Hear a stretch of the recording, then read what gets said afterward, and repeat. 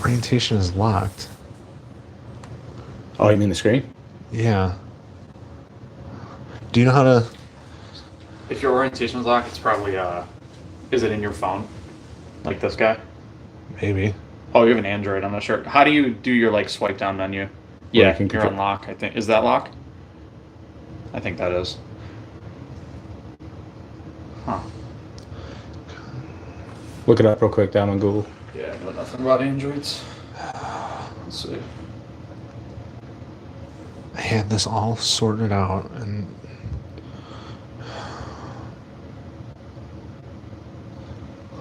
You got Wi-Fi here? Mm-hmm.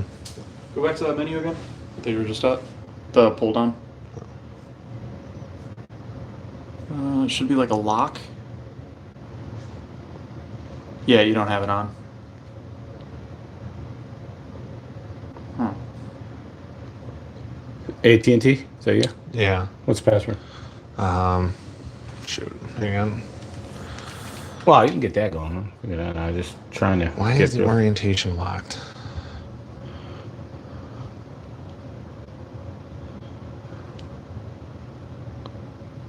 All those fails, restart your phone.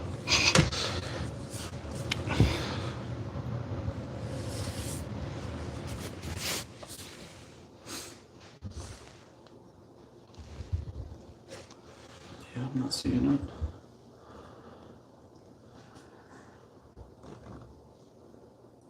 What if it's locked in YouTube? But that don't make no sense.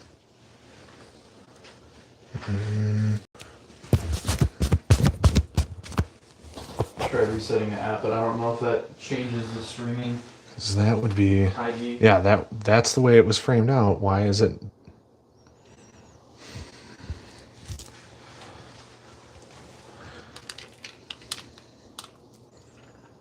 That's going to be narrow as hell. Can you go in and out? Will you still have the link if you go in and out? Is there a 0.5? Are you able to do like 0.5 vertical? If you like.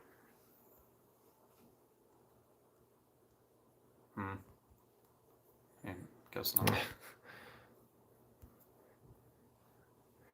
Yeah, Thomas Anderson, give us a minute here, bud. Technology's rebelling right now. Yeah, it is.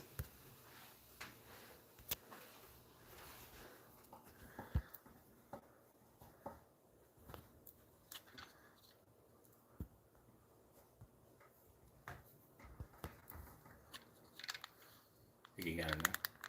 I think so. Welcome to technology. You think you got it 1 minute? Bam! All right, is You're that... back to solo cups and string, Right. or even worse, pigeons and notes. Some days. Some notes. All right.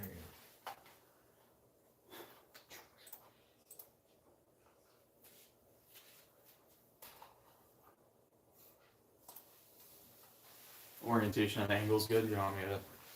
Well, it should be... Hey. And okay, so they can see us. It just is... The orientation's locked. I'm falling. Yeah. I can't get up. Okay, there's a delay. Oh, falling down that trap.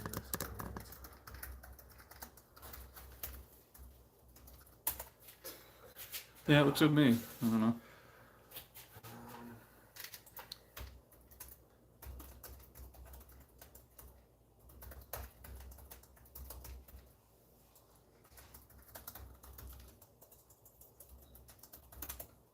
We want everybody to lay down on your left side for this broadcast. So just lay down. Take a nap. Night night.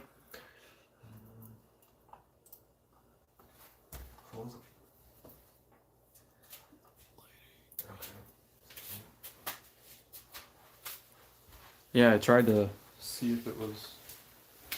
Because obviously all phones have like that orientation lock in there. One's here with us, and we tried to. Oh, we'll fix that. We touched the Android, and our fingers started melting. Why? Fingers started. I was fed up with. I was just mad at Apple, and I'm like, I'm going to Android. 6 months later, I'm just regretting my decision.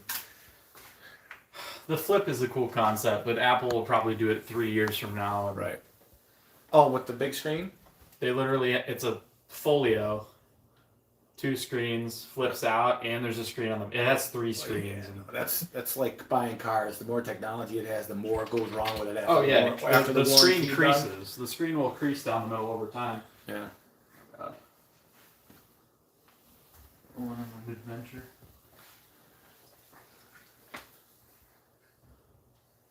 Oh, we're on there. Is that, there's a Hey, everybody.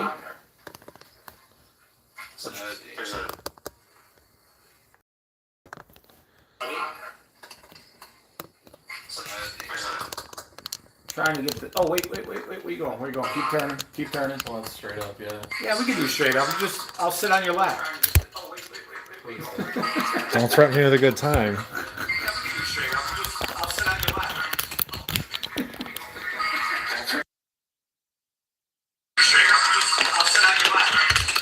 All right, there we go. We'll move some stuff around. Where are we at? That's scary a little bit. Yeah. All right, there we go. We'll move some stuff around. I mean, if it was you by yourself, Trevor, would you film? All right, Yeah. cool. All right. All right, cool. Dom can be our camera guy Yes. back there. Appreciate you. Perfect. Who's the guy in the back on Joe Rogan? What's his name? Jamie? Jamie. Oh, yeah. There you go. Jamie, bring that up. Jamie, bring that up real quick. See if you can find something on that. All right. Oh, T's in there. Everybody Oh, hear man, us? we got to get close. Jesus Christ, I'm glad I showered today. No, you're good. He says It's just us guys. He says that now. Just put some whiskey under your nose. Right? Yeah. Exactly. I can move this way a little bit if you want. Oh, yeah, there we go. Oh, that'll work. That's perfect. Look. There we go. Everything's on delay here, too, so I guess Yeah. that's fine. We have people on here, Trev? Oh, yeah, we got a couple. We got Natalie's in here. Hi, Hey, Natalie. Jalissa. Jalissa. Hello, Jalissa. Valley. Everybody, when you're on here, let us know where you're from. That's the Yes, that's please. the fun part. That's the fun part. Thomas Anderson. He's one of the stalwarts of the channel. Tom, Nice. welcome. You're up out Lansing way. Nice. Welcome, Tom. Very cool. If you guys haven't already, make sure you hit that like button. And if you're not a subscriber, would love for you to be one. That'd be great. Yes, give this man your support, please. I need it. All right. So, yeah, welcome everybody. Obviously, I am T-Rod. This is Dante from Detroit City. We got Dom back behind the camera running tech support for us.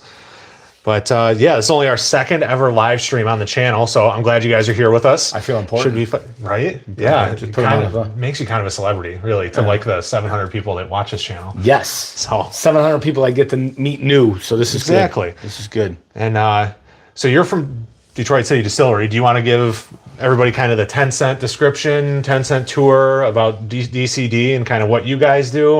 Yeah. I don't know how much of my viewership is familiar, and I know it reaches kind of all over the place. Right, but- right. So yeah, I mean, we are in our 11th year, coming up at the end of the year. When the calendar flips, we will be hitting 12 years. We are located in Eastern Market, Michigan. That's where we originally started, and that's where we're still at. We have a tasting room in Eastern Market. It's the oldest farmers market in the United States, which is really cool. I do love the Eastern Market. Yeah, It's Eastern a cool Market place. is pretty cool. Yeah. So if you get to Detroit, check out the Eastern Market. It's really cool to see. So we started there, going on, like I said, 12 years ago, 2014. But the birth of DCD started with 8 friends from Bath, Michigan. You ever been to Bath, Michigan? I have not been to Bath, Don't Michigan. blink. There's one street light. If you blink, you miss town. Driven all the way through it. Drove all the way through town. Often So confused with shower. yeah, exactly. Shower, Michigan, Bath, Michigan, and we all know about Hell, Michigan. So Oh, yes, yeah. yes. Oh, we got somebody from Romania on the... Romania. Welcome, Wow. Romania. Wow. Nice. So, yes, 8 friends, childhood friends back in the early 90s. Bath, Michigan, they had one liquor store. So the liquor store owner knew everybody, knew your grandmother, your aunt. You know how that is. Oh, I'm sure. Yeah. Oh, yeah. So these poor kids in high school, guess what? Their buyer moved away. What do we do? It's a problem. We can't ask anybody. Everybody knows everybody in town. So back in the day, I'm dating myself here, Trev. AOL disc, the old AOL disc. Oh, the ones they used to give out for free. The free ones, Yeah, yeah. 15 minutes, 20 minutes, an hour, Yeah. or whatever. They would grab those and they used to go online. And the friends started, well, if we can't buy anything, let's try to make our own wine or spirits. You know what Yeah. I'm saying? So they started messing around and, little do you know, if you don't read the whole paragraph about fermentation, stuff blows up in your bedroom. It does expand, yeah. Yes, if you cap it. Yeah. And that's exactly what happened to our master distiller as a young child. He All was of his the hooch mad blew up scientist. Up until 4 years ago, his mother used to still drop him off at the factory. He was grounded. Oh, wow. Still grounded. Wow. Yeah. So. Grown man with his Grown own, man with had his to own booze factory. dropped off by mom. So they did that when they were younger. They all got older. They went to college. A handful of them got into accounting. A couple of them legal attorneys. And JP, our master distiller, he 4 years at Michigan. He went to U of M. And he. We don't hold that against him, though. This Well, is it an gets better. MSU-friendly channel. There's a punchline to this. So 4 years at U of M. Okay. And then after U of M, he graduated and he went to. He had a short stint at Bell's. Okay. Yep, for a while in Nice. the distilling. But he stayed at Michigan. Well, he went to U of M, then he went to Michigan State and completed his doctorate in biochemistry. Oh, wow. He's a doctor. Okay. He doesn't like to talk about it much, but we're proud of it. We're proud of it. A doctor of bourbon? Yeah, doctor of biochemistry. Biochemistry. This is biochemistry. It really is. I mean, it is. there are a lot of master distillers around the United States that are biochemists, and it is chemistry. Oh, no, it absolutely is. Have you ever you ever read The Terroir of Whiskey? No, I have not. Oh my God, it goes into all like the phosphates, phospholipids, like all that stuff that I wanted to forget from high school chemistry is 100% And stuff involved in I this did process. not remember from chemistry. I didn't get to that chapter. What's that? H2O, got it. Right. And done. So after his graduate degree, he went back to Michigan State and he actually taught in the distillery program there. Oh wow, okay. Yeah, for a little bit. Very so he nice. did that. He worked at Bell's, and then fast forward to 2013, 2012, 2013. One of the friends was getting married. They went to a bachelor party in northern Canada, right, middle of nowhere. So what happens when you sit around and drink whiskey and bourbon and beer in the middle of nowhere? Good ideas come into play. The best ideas. Or whether they're bad and they end up you in jail, it was a good idea at the time. That's right. So we look at that. So they're all sitting there talking, and the friends were like, "We should start a brewery in Detroit." And JP was already in the brewing business, and he kind of thought about it. A couple drinks later, said, "Too competitive. Too competitive." Okay. Got Atwater down there. There's so many microbreweries. This is when 2012, Oh 13. yeah. That's Those when microbreweries were in the full swing Everywhere. of everything. Oh yeah. He goes, "You know what? We should start a distillery. I've been messing around with it. I like it. I've been doing some stuff at State. We should do that." So lots of libations, lots of conversations. Everybody went home. A couple weeks later, there was a communication, somehow either by email or phone or email, I think, all to the friends. I guess the only sober friend realized that they had this idea to start a distillery in Eastern Market. Because when they sent the email out and says, "Guys, we're all set. Yeah. I found a lease. We're all set." And half of them are like, "What are we doing? What's going on?" So you know what happened. So needless to say, Cliff Notes version, they started 2014 is when they opened the tasting room, which you've been to. Oh, yeah, in many Eastern times. Market. If you Love that haven't place. been in Eastern Market, check it out. It's where our first It's fun. 50 gallon still we put in. Okay, that's on there. So let's do the math. Yep, it's still in there. 50 gallon still. You got to run that sucker 10 times to get one barrel. Sounds expensive and a lot of time consuming. and very labor intensive. Originally, the place was open to be a Eastern Market distillery that served the whiskey and bourbon that they made. Couple months into it, 6 months into it, 8 months into it, the timeline's a little foggy for me. But at one point, Butcher's Cut was very young. We're talking like 8 months, and people were still drinking it out of the barrel. Okay, if you had the spirit room and everybody came in to do it, but they were approached by Meyer. Meyer was starting to do all Michigan products, Getting their craft own spirits. stewards on board. Yeah. We heard about you. We want your stuff in store. Okay. Well, here we go. What do? Butcher's too young. We may miss this window. So what do people do, Trevor, when they start a whiskey and bourbon company? They find people with barrels for sale until their stocks get to be old enough. Right. The only time we sourced in DCD history was for about 16 months. Nothing wrong with that. Nothing wrong Most with it. distilleries have had to source at one point or another. Most modern distilleries. But what we did is we took our mash bill. We went to Indiana, MGP. Okay. We found similar mash bill, maybe a percentage off here or there. Sure.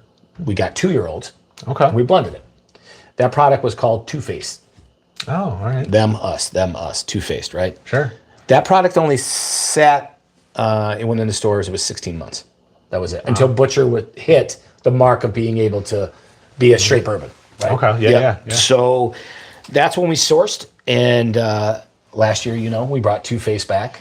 Yeah, there's. What do you got? You got one? I got one. There we go, right there. Yeah, right back here.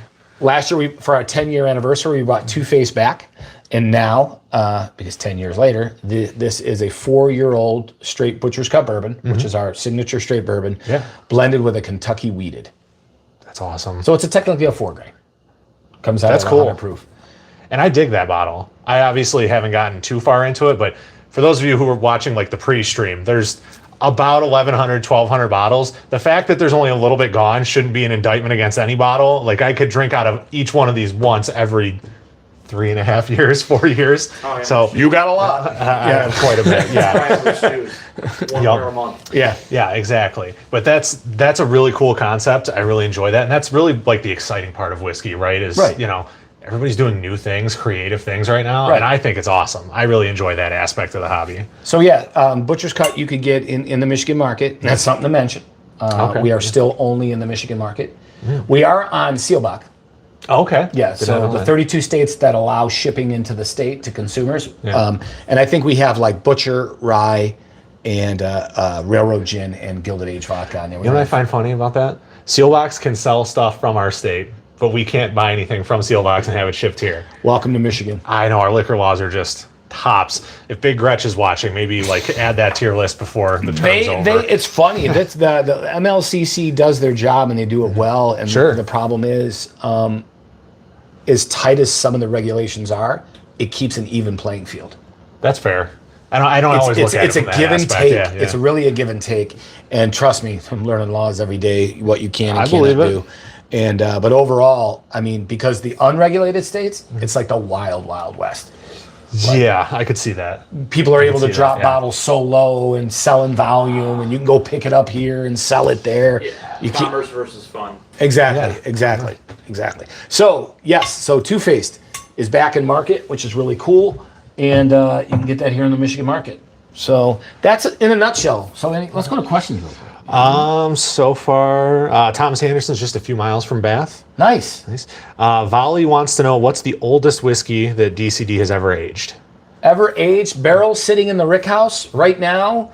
We have a pretty good supply of some 11-year-old ryes. Oh, okay. So Very cool. Very cool. Nice. Yep. And we have a good supply of 8 to 9-year-old butchers.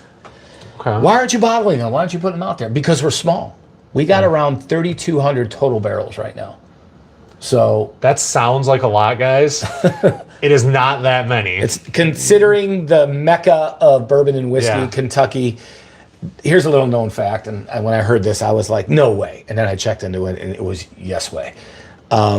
There are more bourbon barrels in rick houses in the state of Kentucky than there are people. I did know this. In the state of Kentucky. It's wild. And if you guys have ever had a chance to go to Kentucky and look at some of these just massive buildings, you won't doubt the legitimacy of that fact. But I mean, having, 8, 9, 11-year-old whiskeys, like that's all well and good. But what most people should realize is a lot of the stuff that you guys are putting out right now is really good. Yeah. And it's not 8 years, 9 years, No. 10 years old. Like age, just like with people, with whiskey, age is just a number. Now, obviously, a 6-month whiskey is not going to taste as good as a 10-year whiskey in most cases. Facts. However, age is relative, but it shouldn't be the only thing that we're talking about. Right? No. I mean, one of my favorite bottles of DCD is...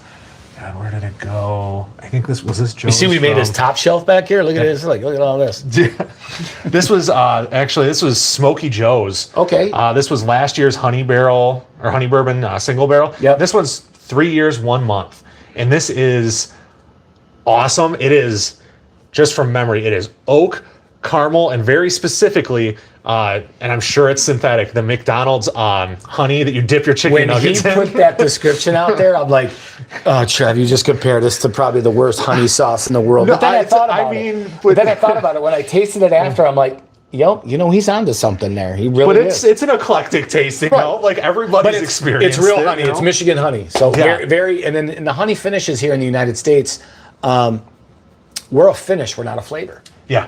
Yeah, so we actually barrel age the original Butcher's Cut, which that is, and then we actually barrel age honey for a nonprofit here in Detroit called Bees in the D. That's right. So they give us their Michigan and Detroit honey. We put it in our old butcher barrels for about 6 months. Once that's aged, we bottle it for them. But then we have all this residual left in this barrel. Yeah. And then we put our Butcher's Cup bourbon in there for 6 months on a finish. That's why we can technically and legally still call it a finished bourbon and not a whiskey. You can gaslight yourself into believing that you're helping your local allergies by consuming the honey bourbon. That's not gaslighting. That's just That's science. fact. That's science. I don't know if the whiskey breaks it down. That's science. I don't take near as many Claritins as I used to, and I think it's because of the honey bourbon. No, and I've gone on record, and I've actually said, like, I think you guys do the honey finish better than anybody else. I've had a lot of people tell us, like, industry-wide in the United States, we probably have the best honey finish they've ever had. I would agree with that.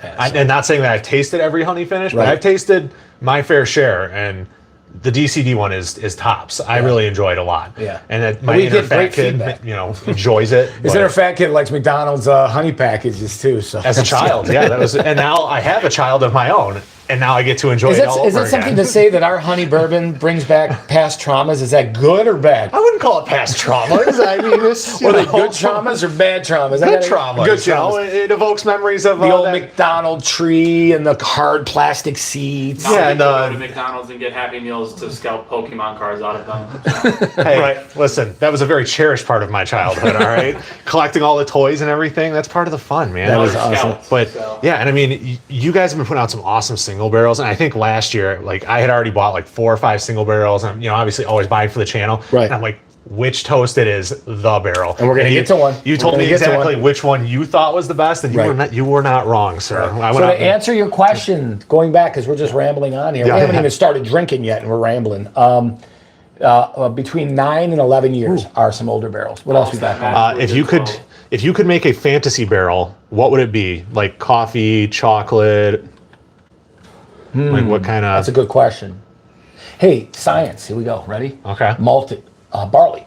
You know why barley is pretty much the main grain in all whiskeys and bourbon, right? Because of the, converting the starches into sugars, that thing. Barley has the most compound to grain high percentage of enzymes Okay. that actually the cooking process, which we call it the oatmeal process, right? Yeah. So you've got your milling, which is really cool. Oh yeah, here we go. Check this out. We'll get to this in the rye, but I'll show this in a minute. Your milling. So grain from the farm goes to the mill. Big shout out to Dexter Mill in Dexter. Okay. They process all our Michigan grains here. So the family at Dexter Mill, we love you guys. Since day one, they've been processing our grain. So barley has the highest percentage of concentrated enzymes of any grain. That's why you're going to find barley in pretty much every whiskey and bourbon mash bill. That's why the Scotch like it so much. That's right, because it breaks it down. So the cook process, all your grains have heavy starches, but to go to fermentation, you must take those heavy starches and break them down into simple sugars. Yeah. That's where the enzymes come in during the cooking process. And that barley doesn't go into the last 10 minutes of the cook. Okay. So you put it in Did there. not know that. Yeah, so because you want Whiskey that, probiotic. pretty much. It's Whiskey. like, I like did you that, know? yeah. I know my son, whiskey, and it's not kombucha. I think it's better. Yeah, well, I actually enjoy kombucha. I like depending, kombucha, depending but the on the science is kind. kind of the same with the enzymes and the probiotic. And then so barley. So when you said what would be my fantasy one, so barley's a great grain. And look here, and everybody can see this, right? Yeah. Let me see. I'm on a delay here. Yeah, they can see it. Yeah. You're So good, up son. at the top here, this is our rye whiskey, which we're going to taste first here in a second. Cool. All right. Our rye whiskey. So our rye whiskey that you see in front of you, the mash bill is 97% rye, Michigan rye. And what's unique about our rye? It's grown here in Michigan.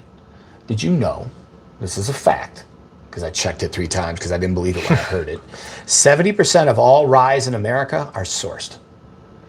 Actually, I feel like somebody has told me that before. told you that Actually, yeah, before. that was you. They are sourced. There's nothing wrong with sourced. I'm going to put it out there right now. Nothing wrong with sourced, but we took hell in the beginning because we were so young for so long because we didn't Yup. source. And everybody would tell us, it's young, it's ethanol-y, it's got some years. I mean, you remember. Oh no, I remember it. I've got a bottle back here of homegrown rye. I actually really liked it when it was about 2 years old. I thought it was really good. I went and took the tour and all that. And when I would talk to my other whiskey nerd friends, I'm like, oh, it just needs more age. I mean, you can say that, but I mean, Subjective. It's It's subjective. it's subjective, but I mean, also I don't know. We've been spoiled the last like 10 years with just really, really high amounts of age-stated stocks hitting the Oh, market. for sure. So for everybody sure. wants that 10-year, 12-year, 15, but there's a certain nuance to youthier whiskeys that I tend to enjoy. Now, I Right. don't want straight nail polish remover. Right. But, certain youthy notes or more aggressive notes that come with a less matured whiskey can be really enjoyable, especially in the winter months. Right. So the barley's on top, and that's your high concentration to enzymes. So malt is toasting process for malting a barley. Yep. Barley is just as light as the bottom, but you notice it's darker on top because this is a caramelized barley. Marley. Jesus. Caramelized barley. When you bring barley to a toast of this color, it releases caramel flavors. Okay. When you take barley to the color of this matte, almost dark brown to black, it releases chocolate notes. Okay. So depending how much you toast a barley or malt a barley will release different flavor notes of that barley. So when you say what would be my favorite, I love dark malted rye or barley in my mash bills because it does. We did the Mackinac races. We're the official whiskey and bourbon of the Bayview Okay. Mackinac races. Bayview is the yacht club. We do a bottle every year. The first year we did a chocolate noted Very barley, cool. which was really cool. It's the Irish and you like Guinness. Yeah. Well, I didn't like Nothing wrong Guinness with till a I Guinness. went. I didn't like Guinness till I went to Ireland and had a real Guinness. Tap. Yeah. Oh yeah. Yeah. Oh yeah. So totally different. There is a That's very a whole specific way to pour a Guinness, and most bartenders either don't know how or don't take the time to do it appropriately. It Right. should take you, was it like 3 minutes and 28 seconds to Yeah. appropriately pour it, and then you got to use the thing Shave it that with you a straight razor. Yeah. Oh yeah. No, there's a tons of stuff. So what's unique about our rye? 100% Michigan grain. We actually we have farmers that just grow for us. This is the Bono strain of rye. It's a particular type of strain we've been using over 8 So years. it has only one lens in its sunglasses? Pretty That's- much. Okay. And it won a bunch of Grammys. No. I'm just kidding. So, but 80 to 85 acres in Dexter, right outside Dexter Mill. They actually found the farmers for us, which was really cool. Nice. We like So that. it's grown in Michigan soil, and there's a big thing to say about Michigan soil. So 70% of all rye in America are sourced. Close to 80% of all sourced rye grain comes from Canada. Why? It's their number one grain export. Yes. Northern climate is much, much more Yep. conditional to growing rye. It's a lot easier for them. Just, Exactly. I don't know, because of the low amounts of temperature swings. So always you're cold. talking 80% of all rye whiskey, all rye grain comes from Canada, probably from majority of the same farms, the same soil, the same nutrients. the same Our- terroir. Yes, the same terroir. $5 word for you folks. So we are in the 30 percentile of rye whiskeys in the United States that actually grow our own and source our own rye that comes from our own soils here in Michigan, number one. Okay. Number two, when you off the still with the White Dog, you are not required with whiskeys to use a brand new oak barrel. You can use used barrels. A lot of rye whiskeys are put into used barrels because it's cost effective and it does the same aging. There's nothing wrong Sure. with it. JP, our master distiller, decided a long time ago that he's going to be using the same Char 4 white oaks that we put the butcher's cut in from day one. And I Okay. think 10 years ago that decision paid off because remember you said Yeah. you had a 2-year that was really good for you. Yes. Well, I had fresh char. There Right? it It is. was very rich. It was a very rich barrel. So today, you ready for the first one, brother? I am if you are. All right, I am too.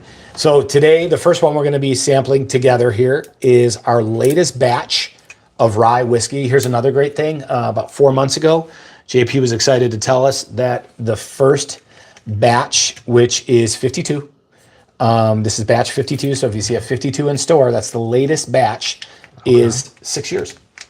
Very nice. But it doesn't say it on the bottle.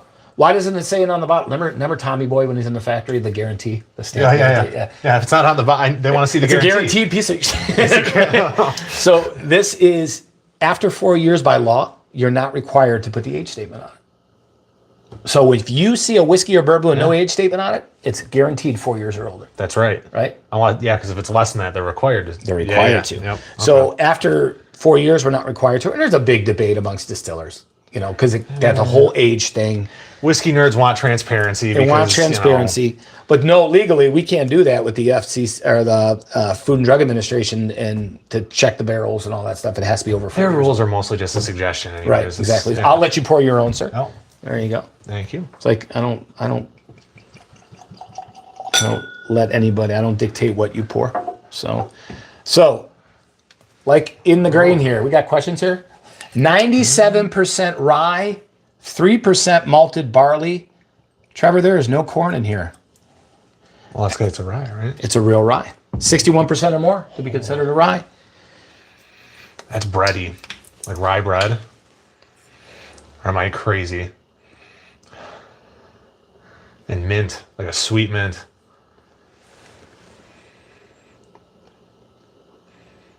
Notice there's a slight sting, but then it dissipates. It's a slight sting. See, and this is subjective. This is what I tell people. You know what the number one rule of whiskey and bourbon is? Nobody can tell you what you taste. And don't let anybody tell you what you like. Yeah. Like seeing a movie. Yeah.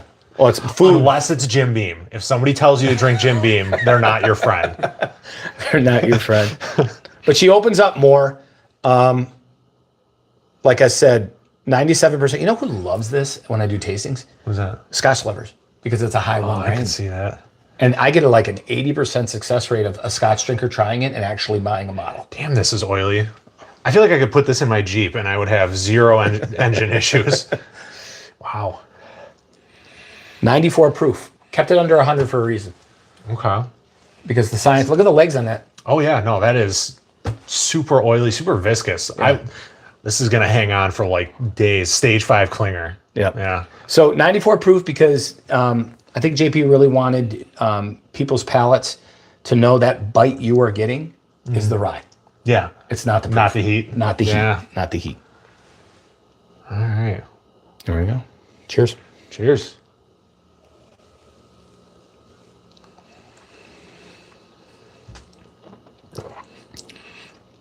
Yeah, it has enough bite to it that you know it's a rye right away, but there's not like that ethanol-y burn. Right. It's not the heat. It's not youth.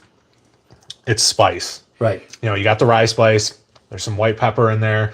Like it's just, but then you've also like, that kind of stays on the very, very back end, but up front, it's sweeter. I'm getting like some lighter caramels and butterscotchy kind of It's sweeter notes. with no corn. And Which is that's the weird. malted barley. Did you say caramel? You getting caramel? Mm-hmm. Yeah. And that's the notes when you get a malted barley in the mash bill causes that sweetness without corn because, listen, I drink other bourbons and whiskeys and I'll tell you, I like our rye, but my favorite rye is that $27 Rittenhouse. I do like a good Rittenhouse rye. That's fair. $27.99, but they have corn in there, so that sweetness really comes out. Yeah. They have the corn in the mash bill, but I love Rittenhouse. I actually prefer the homegrown to the Rittenhouse. Thank you. That's me. Man, ain't even on the payroll. No, I mean, honestly, I have a few bottles of it down here and I rarely go to it. I'd rather grab one of those. Right. One. It just gets better. It opens up really fast in the glass for me.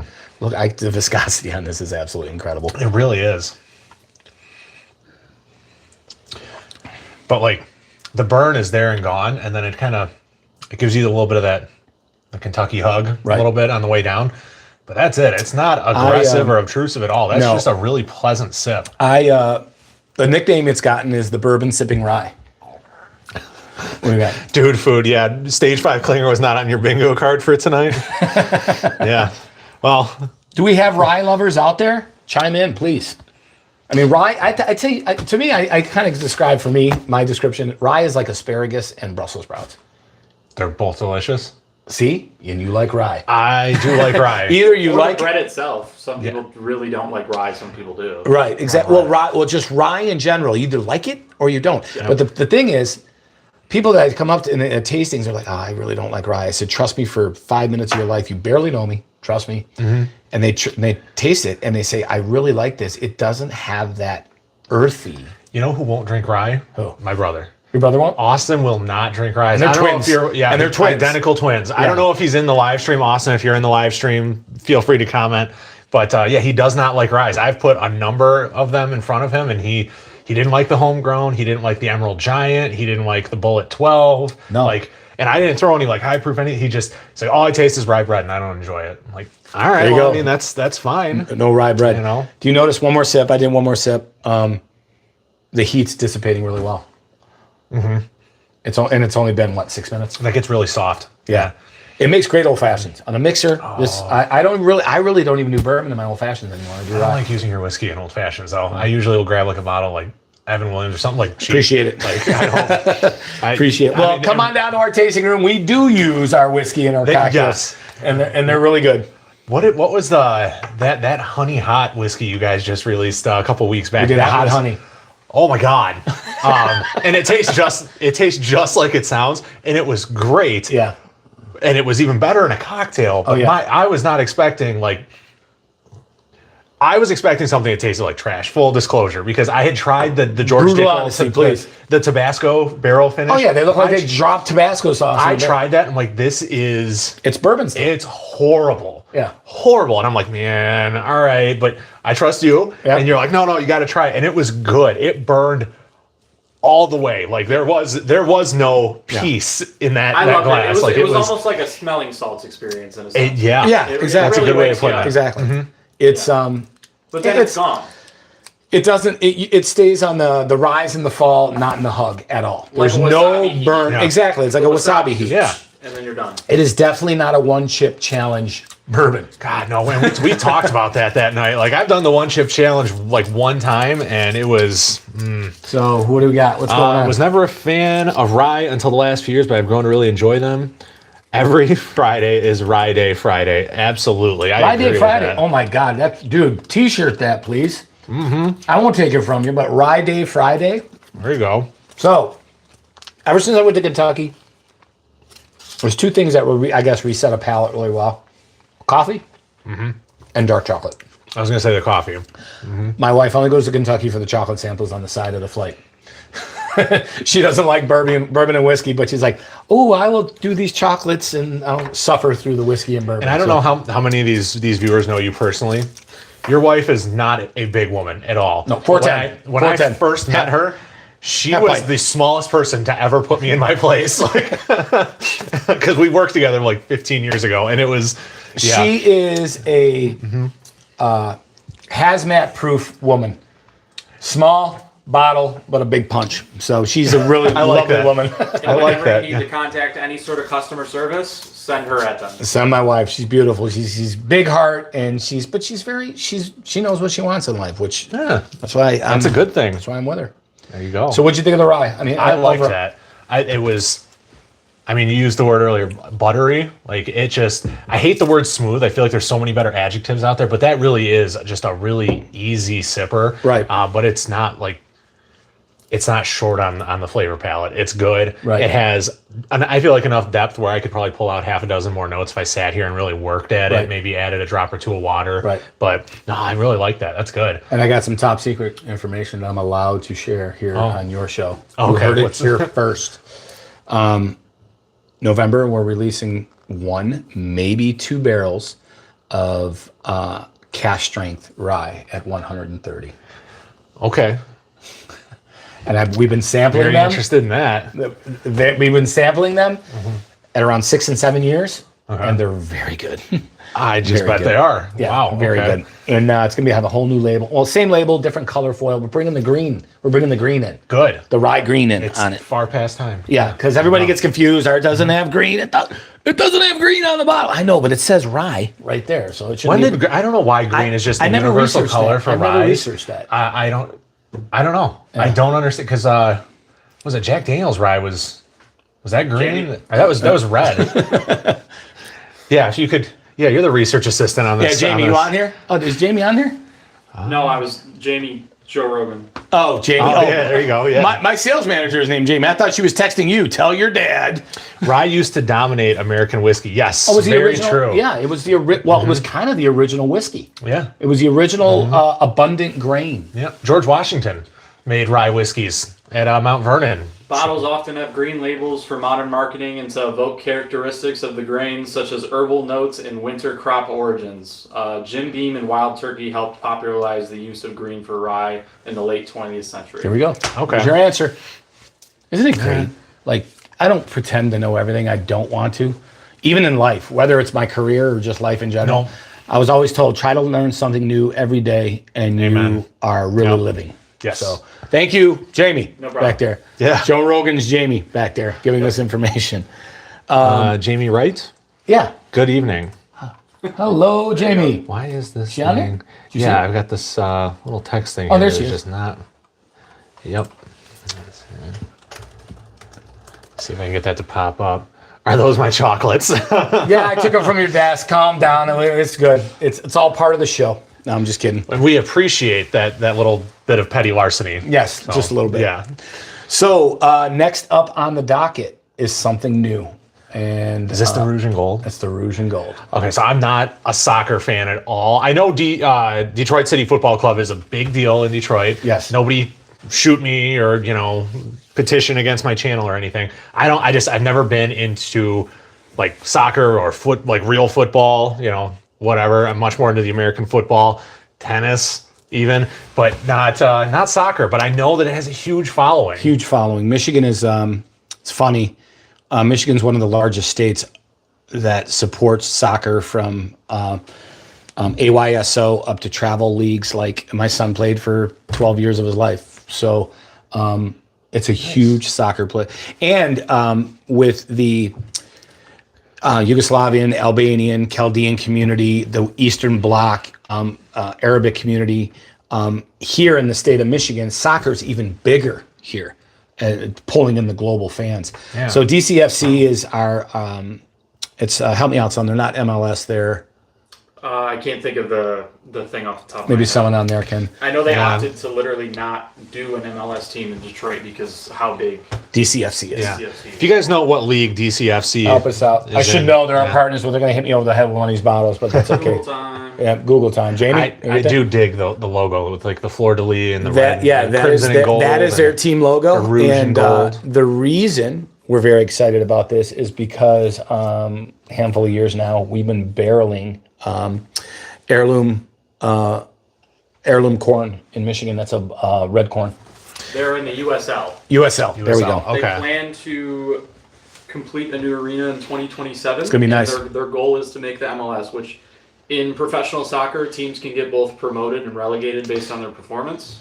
So I watched a Ted Lasso clip. That's the only reason I know that. recently, a country bumpkin England team beat Yeah. Manchester United for A spot? the title. Oh, for the Oh, title. wow. okay. Crazy. They had Man U come to their stadium. Yeah. It was It's kind of like the bourbon and whiskey game, right? You should prepare. U.S. will host the 2026 World Cup. I don't know about that. Are we hosting it? I don't know if We we are. are. We? Oh, that's a real thing? Oh, yeah. So be prepared. Valley, if that's a real thing. Okay. Oh, so it's in Canada and there's the. some games in Canada, some games. Oh, that's in kind of. It's like Oh, that's North, cool, North man. America. North America. Is Canada good at soccer? No. That follows. They're hockey. They're hockey. You're seeing Canadian. Come on, be football? nice, Canada. They're our neighbors, damn it. Hey, you know what? Most people have this like super negative opinion of Canadian whiskey. Not all actually bad. No. Like not all of it is Crown Royal, guys. Like there's some good ones out there. The Red Bull of Canadian whiskey. Right. Yeah, it's not all 80 proof swill. Some of it's really, really good. Yeah. Shout out Dr. Don if you're Well, watching. Caribou. Isn't Caribou out of Canada? Is it Caribou? Yeah, but I wouldn't count that as a good one. Well, I mean. Anything, you know what? Just across the river, JP Weiser's. They make. Oh, a yeah. lot I of got cool a. What do you stuff. call it? Is it a 12? 12? I got a 24. They've got everything sitting on the shelf now up to. I went to a tasting last year where they've Excuse had a Weiser's 47, a 47-year-old Canadian whiskey, and I mean, 24. I bought a 24 last summer. I have a 24 cask strength sitting somewhere on one of these shelves. But no, you know what? Canadian whiskey, don't knock all of it. Is all I'm No, saying. hell You no. know, like a lot of people get down on it because they're like, oh yeah, it's all flavor syrups and neutral spirits. That's not So it. it's out now. Just hit stores last week. Retail on this is $59, which is still a good price. But so we've been barreling. I just want not to cut you off. I do love that you guys have like attainable price points. Like you haven't hit the market with something at $129.99 or something crazy. No, it's kept us the last 5-6 years very competitive, and the shifting tide right now in bourbon whiskey, as you know, a lot of your allocated bottles you're now seeing them for state minimum. Whiskey and bourbon is not dying; it's just in neutral right now. I think tequila has a stronghold. Barrel aged tequilas are starting to come up. Now American light whiskeys are coming up. Love a good light whiskey. Yeah. Love a good light whiskey, It's especially coming if up. it's a high proof one. High proof one, exactly. Not really any gimmicks too, you guys. You know, there's no 12 karat Labubu pistachio whiskeys coming out. You know. No flavor palette. We try to keep You the. make- We Like, try like to real stay whiskeys. true to the craft, right? Yeah. True to the craft. So this is going back to the barrels we're putting away, the Bloody Butcher, which is the heirloom variety corn here in Michigan, which is a red corn. Yeah. Red corn. And what's cool about this is on this batch, it's a 2-to-1 ratio mix.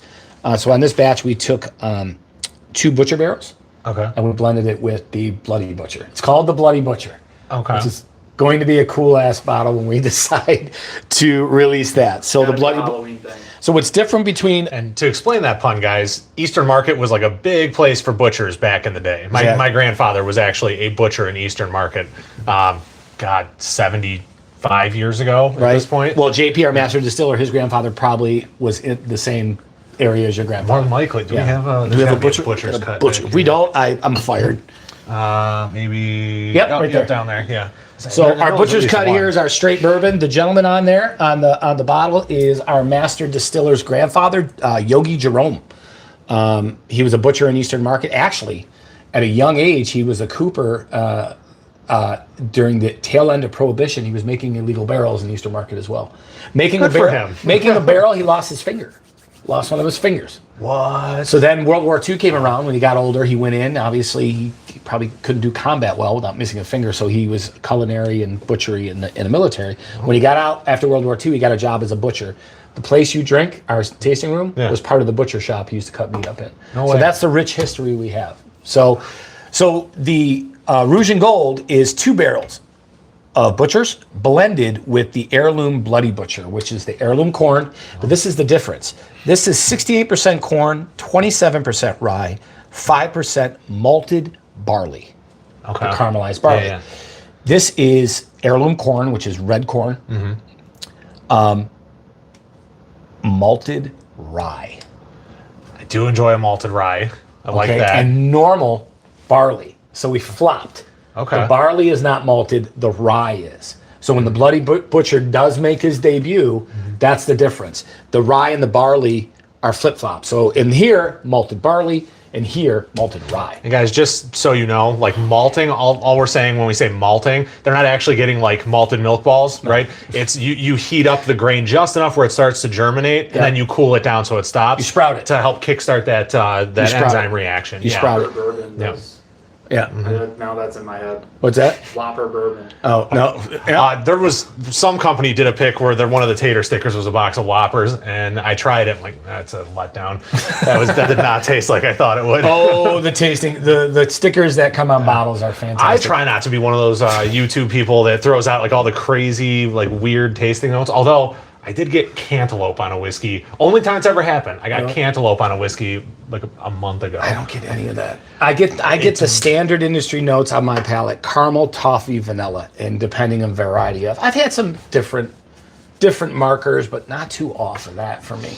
I've gotten some weird ones over the couple of years that I've been really trying to like tune my palate in. I can pick up some interesting stuff, but man, yeah, there's some weird ones out there. There you for go, my sure. friend. Go ahead. That is cracked. You can enjoy that. All right.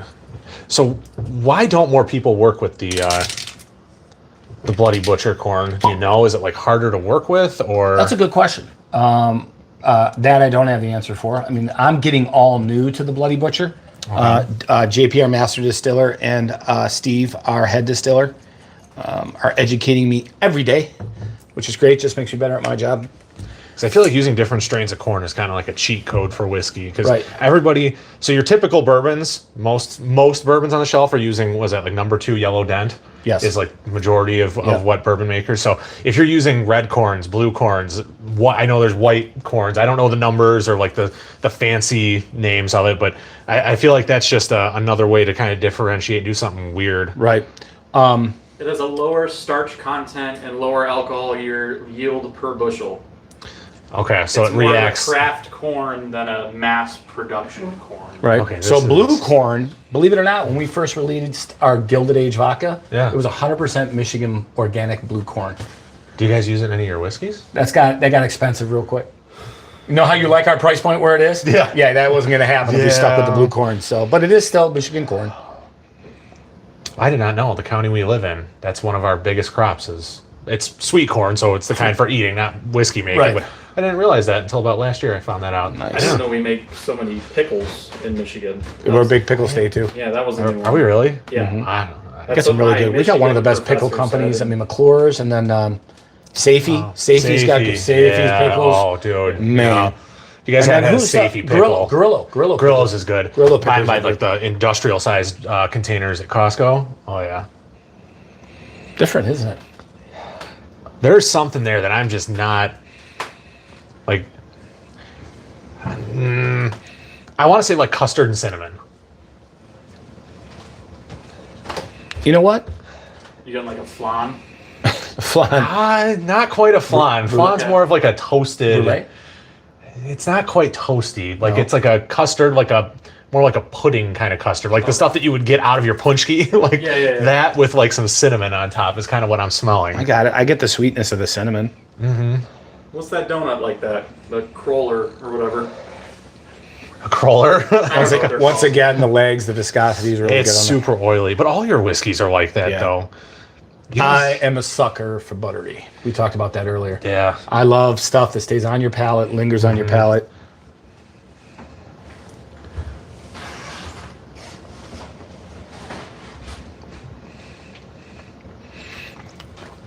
Definitely Okay, different. that's different. Like a dry oak, but like brown butter, and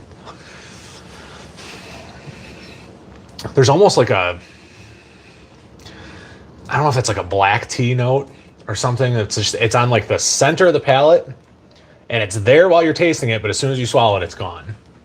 And I don't know if it's like black tea or it's something kind of herbal. We could be getting that from the malted rye. It could be. It lets off a whole different, I don't taste any rye in this hardly. maybe because Like, of the malting. I mean, it maybe, could be. maybe that coffee you're getting is the rye. Yeah, that's entirely possible. That's good. So I've only ever tried one other red corn bourbon in the past, and it was a Bloody Butcher corn at one of those legacy Kentucky distilleries. Right. And somewhere on the gram, if one of you guys wants to dig it up, you can. There is a picture that my fiance posted of my facial expression, and it says absolutely everything about what I thought of that whiskey. But this is nothing like that. Best kicker of anything in Canada is Joffrey Reynolds from the Calgary Stampeders. I don't know much about the Canadian Football League. I just kind of, throw some references out there, like the Blue Bombers I know are good. And Well, it was Jake Bates, but we we did poach Jake Bates. We poached him. Yep. Good. Yeah, he used to buy his meat for his grocery store from Eastern Market. Yeah. Yep, that was a big thing around this area for many, many years, decades. Boy, If any of you guys have ever been to a Lions game and done any tailgating ahead of time, the Eastern Market is a big tailgating spot, particularly on Thanksgiving. Okay. What's it been, about 5 minutes? yeah. My buddy's family owns Ronnie's. You know what I'm getting now? What's that? Cinnamon gum. What's the real popular Red? cinnamon gum? Big Red. Hot I'm tamale. getting Big Red on this. Or yeah. I smell Big Red. I don't taste Big Red. I smell Big Red. Yeah. Oh, yeah. On the nose. I should be. I could see that. It's not as aggressive. Still as, 100 proof. This is your first time tasting this? Me? Yeah. Yeah. Outside of the first batch that we Like out of the blended barrel. out of the bottle. My first. I want to do something first time with Trev. So I appreciate that. yeah. Yeah. I like it. There's there is like some spice cabinet. It's not quite molasses. Like what's like a muted molassesy kind of. Brown Muted. sugar. It's not brown sugar. I don't. It's like a watered down molasses kind of note, but it's only on the very tip of my tongue. And the rest is just like brown butter and like some cinnamon sweetness. Cinnamon. I would say for me it would be cinnamon, brown butter, and watered down molasses would be the strong notes for me. But like sweet cinnamon, not like the spicy, not like what you said, like Red Hots. I don't get that on the palate. I get that on the nose, but on the Definitely on the nose, but not on the palate. No, it's enjoyable. It's very, very easy to drink. It's not aggressive. I like that. I like a lot of our stuff is not aggressive. That I feel personally. People, there's a word for people who like that super hot, spicy cinnamon red hots note. No, that is sociopath. I can't fathom the people that that enjoy drinking that particular note. They're like, oh, if it's super hot and spicy and it tastes like it's going to take my head off. Why? Well, it's people like people who like hot food too. I mean, I enjoy spicy food a lot, but but there's a line you cross. I don't think it's not quite that. No? There's always that one guy, like the first time, like when you start drinking, that brings a fifth of Fireball to the occasion and is like, hey, everybody, drink the Fireball. And he loves it, and nobody else likes it. So there was one time in my life where I was that guy, where I thought that I used to chug Fireball when I was in college. Because you're young, and I was like 23, 24 years old. That was my party trick, is I could chug like a pint of Fireball and still be upright at the end of it. Big drink when I was in college was Pink Whitney. That was Pink Whitney. I remember that. I remember you. I need some. Isn't that like the pink lemonade vodka stuff that what's his name, Portnoy sells? Yeah. God, I hate that guy. just because of his association with U of M. That's it. Otherwise, I love his media stuff. I love the one. He's like one of the biggest owners to U of M. Oh, yeah, for sure. So overall, what do you think of this? Confidence starts with you. I like it. I like that a lot. So right now, the first release had 700 bottles. They're scattered around. I know over here, close to you, Harper Liquorland has it. I know on the west side, TJ's Market has it. They're going to be in there 6-pack at a time, 2 6-packs at a time. So you got to ask your retailer. And please, you go to your local liquor store and they don't have it, ask them to get it. Tell them to get a hold of Imperial. They are our distributor, their rep, or get a hold of me. If they know me, they'll know me. Are there physical bottles at the stadium or no? No, we're doing a release here in a couple weeks at the stadium. You can't buy any liquor bottles at the stadium. State law. Bummer. Just double checking. Yeah, but they will have it at their bar they have inside their practice facility. Okay. So I need to they'll go have it take in a game. I do. Everybody says it's an experience. Their fans are fantastic diehards. Like, it is impressive. I have never met a Lions, a Tigers, a Red Wings fan that is more like devoted. No joking, no pun intended. They bleed rouge and gold. These But are they like a group of fans where like if I don't know anything about soccer, I'm going to get rolled on my way out of? Okay. Well, every fan base that has them handful of what do we call them in our industry? Taters. Like the taters. They're the taters of the soccer industry. Just don't wear your opposing team's uniform, jersey. Oh yeah, you'll catch up. Wouldn't even know what it would look like. You'll catch up. Yeah, you'll catch up. But overall, this is new. The first release, it did really well. We'll do another one probably. Like I said, what's really great about being here in the state of Michigan is the fact that we're able to. We have a moonshine that we sell of theirs, and it was at the stadium. But with our tasting room in Detroit and our whiskey factor, we're able to create stuff in small batches to release it out to the public in a small amount to see what kind of response we get. That's how Honey Bourbon started. Useful. Yeah. That's how Honey Bourbon started. We don't have to invest all that capital into hoping something does well. We don't lose our ass. We don't lose our ass. Where you kind of go all in, and then it didn't work, and we're like, You bring up the honey bourbon. Somebody told me, and I don't know if this is true. Maybe you can confirm that, like the reserve bottles that are sold at the tasting room, that honey was gotten from the hives on top of the distillery. Is that still a? No, the reserve bottles are just a different label. We have to put on those bottles down there to separate sales from self sales at our tasting room and our distillery outside of distro sales, which is our stores. But in the beginning, the hive honey was part of the first batch of single barrels. And I would, I'll ask JP about that. But there may be some truth to that because we released the honey bourbon in a small amount from the tasting room and the distillery. So yeah, there could be, but I can certainly see that being like an early going type of Oh, for sure. In the beginning, we were pulling the honey just from upstairs. We had 14 hives. Yeah, because the original release, I remember having to like go online, and I remember waiting. I was dropping my son off at school, and I'm like, oh no, I gotta wait because it's going live at like 8:00. So I get my bottle, and then I made sure I ordered it online and went and drove. He actually showed up in a Halloween onesie. Like he went with me just to pick it up or whatever. Great dad. He was just cool going for the car ride. Hey, I'm going to get my special release. Whoever it was that helped us, she thought he was just Let's answer some questions. Somebody, what do we got going on? The honey remains my favorite. in my personal opinion. I think it's good. Our honey's really good. If So you guys have second any best. questions for Dante, questions for me, don't be shy, man. We want to hear from you guys. Let's see. I think it's a good way to get people into the products too. Yeah. The honey's a very entry friendly. I think if you have somebody who's like, It's a gateway bourbon. yeah, it's somebody who's doesn't like the harsh bite or the I get diehard bourbon lovers that say I don't do flavored. I'm like, well, it's finished. There's a difference. I'm like, well, I still don't do finished or flavored. I'm like, give it Because then it's not a real bourbon, It's not a real bourbon. Well, allegedly. no, it is because any flavor. When you take a bourbon out of its original barrel, out of its original cask, if you color it, flavor it, add any kind of additive or anything, you have to, by law, call it a whiskey because it goes into a barrel that had honey in it. It's considered a finished barrel, meaning that it got its flavor from the barrel, such as an apple barrel or a cherry barrel or anything like that. It's a finished barrel, so you can still call it a bourbon. Because as long as you make, a reasonable attempt to remove what was previously in it. Right, and we did. We dumped it out. Yeah. Yeah, there it is. But, what's reasonable attempt And is in kind of- Europe, it goes, same rule applies. You can call it a whiskey, but as soon as you flavor it, you have to call it a liqueur. Oh, Yeah, okay. so like Tullamore Dew, their honey, Yeah. it says liqueur because they put the honey in after. And here in the United States, Honey Jack, Yeah. it's a whiskey because they put the honey in after. Wild Turkey Stinger, it is a whiskey because they put the honey in after. Talk about a horrible, just miss was the Wild Turkey Stinger. Oh, yeah. I thought, didn't they have Sting, doing Yeah. commercials for a hot second? Yeah. And that was, I'm not too proud to admit, that was a bottle that I bought because I was a Well, you big were Police curious. fan. Oh, and yeah. Well, yeah, they got you on the marketing, did it? 100%. That's why- Travelers. Hold on, there might be... Travelers whiskey. They got every country music star this got guy here. Travelers. What do you got?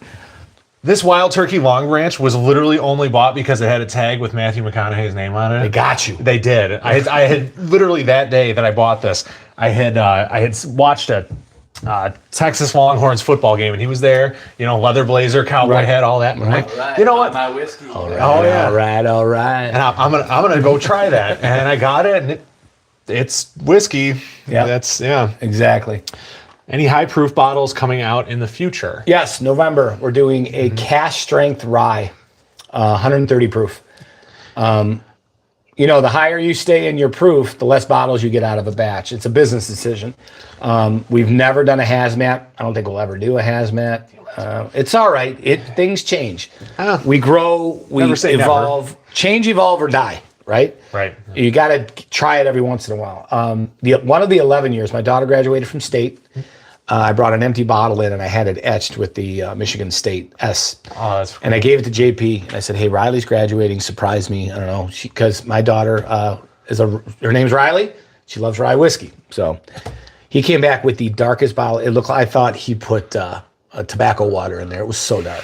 So dark. I thought it was a joke. I go, what is this? He goes, that's the oldest rye barrel in this factory. That's I awesome. said, wait a minute. You made this for my daughter. Now I got to look at this bottle on her shelf and never know what's going on.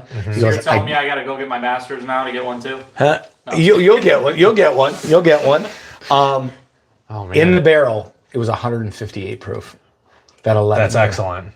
That's what needs to go into the bottle. We as. proofed it down to Oh. 126, and it was absolutely beautiful. At 126, it had the buttery consistency, and the flavor was there. The heat was there. So we're excited. JP, myself, Jamie, the team, Steve, we're going to go through that cask strength. We're going to go through those barrels, and we're going to find the right ones to do that 130. And for those of you who are the proof hounds, a lot of the single barrels are at the 116.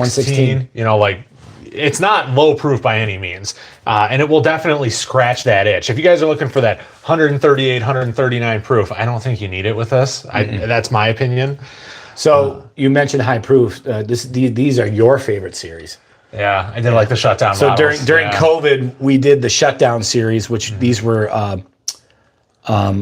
technically a 4-grain, but these came out at 120 proof. And we talk about, this was the 6-year, right? Did you get the 6-year? Was this the one when we reopened? Yeah, 6 years, 4 months. Yep. So this was the one 4 years after COVID. The first one we did was 2 years, 4 months. This is 6 years, 4 months. But these were corn, rye, barley, and wheat. But at 120, these things are so well balanced.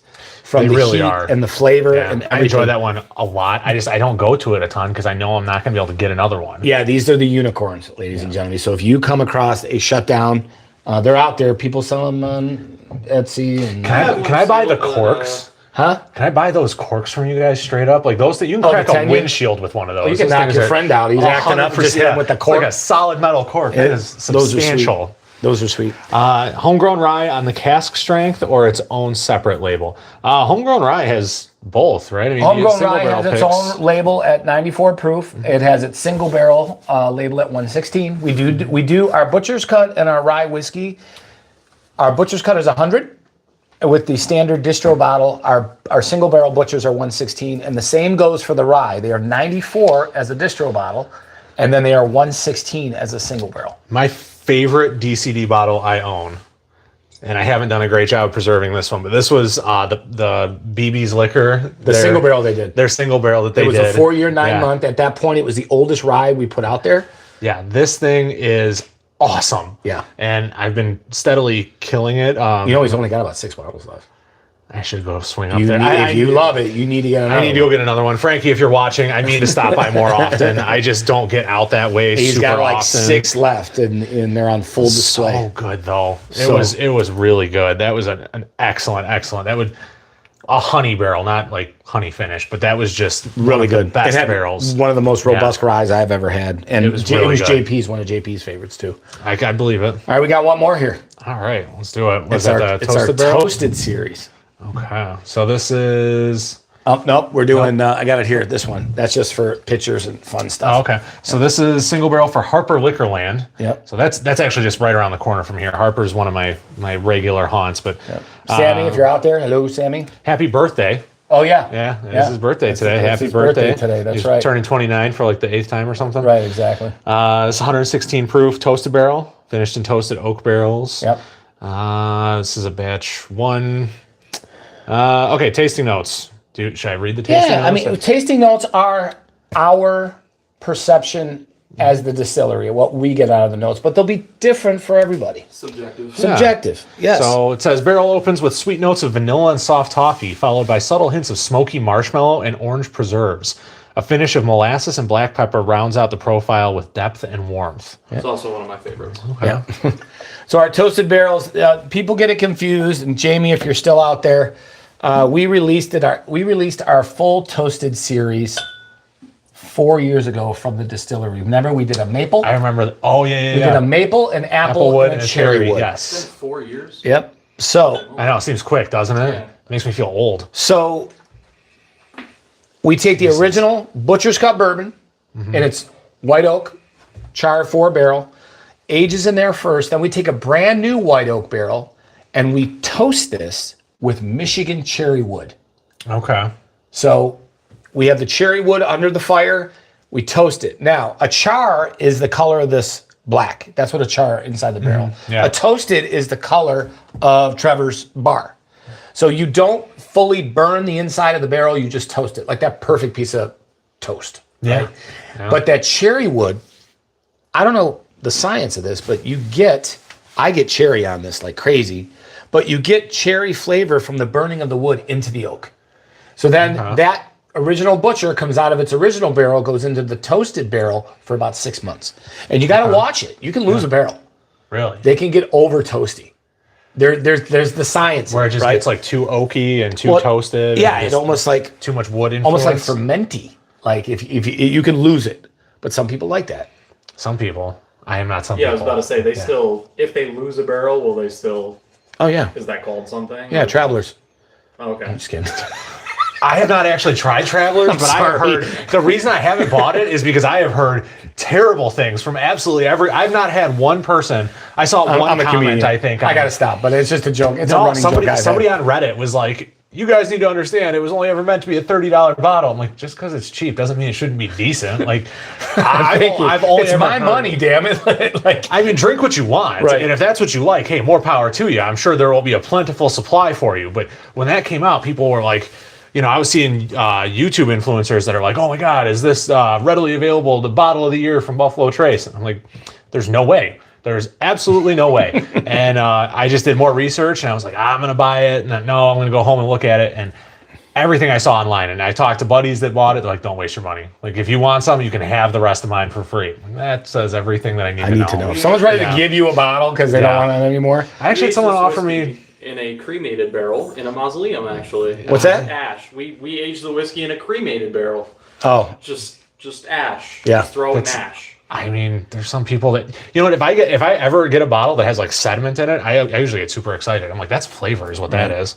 I saw a little bit of I see several liquor stores have those bottles right now, and I'm going to grab one soon. That's a good idea. Yep. Now, mind you, we do these once a year, the Toasted series. The first to release are now, and these are the single barrels. 116. We only release so many barrels. These are limited, the single barrels. And they say single barrel on the bottom red foil right there. Am I allowed to say whose bottle I liked the most from that series last year? Yeah, you can. Yeah, so Nino Salvaggio's is I don't know if you guys have these. I know they're probably Michigan only. There's only a couple here, but this is a 2024 batch. 3, soon to be 4. Soon to be 4. Yep. Nino's is a grocery chain. They have all the good stuff there, but their toasted barrel was my absolute favorite. And you bring up a good point. The Toasted single barrels, as we all know, barrels are like snowflakes. There's no two alike. That's true. So if you like the Toasted series, I encourage you. This sounds like a business ploy on me, but it's just a fact. Please go, if you like one, go buy another one at another store. Compare the two. See how they're different. The barrels are absolutely. different. That's half the fun of this. Is just seeing the differences. Right. Yeah, because even the position of where the barrel is in the rick house can completely change the flavor profile. Okay. Was not ready for that. I forgot about the uptick in proof a little bit. 116. Yeah, we've been drinking 100s. Yeah. And the 16 makes a difference, right? Yeah. But we're going to go back to it. Look at the legs on that. I wish the camera. Super oily. Yeah. Right away, what jumps out at me. Do you remember, and I don't know if your grandparents had these or what, you remember like the vanilla sugar wafers? Oh, yeah. Right. Yeah. Yeah, that and like toffee brittle. Like robust, like right away on the rise. And the finish is much more wafer, but the palate is like that vanilla sugar wafer. Like, and it's not drying though. Like I thought for a second that's what it was going to be, but no, it's actually it's not. It's got almost like that dry sugar, like wafer. Bit Exactly, to like it. a wafer. No, you get wafer. You hit the nail on the head with that. And it opens up more. This one's fun. I like this. This is good. And this is at Harper, right? It's at Harper. Okay. Yep. Yeah. Sam usually picks pretty good barrels. I don't know if he picked this one or if he had. No. He picked it. Okay. He picked it. Yep. Now, if you're talking like that, I'm trying to think how you do like a s'mores whiskey. I like a lot of rye with the chocolate. And then most people do it with a heavy amount of flavoring syrups. Yeah. Caramel. Yeah. Ugly Dog has a great one. Yeah. Ugly Dog.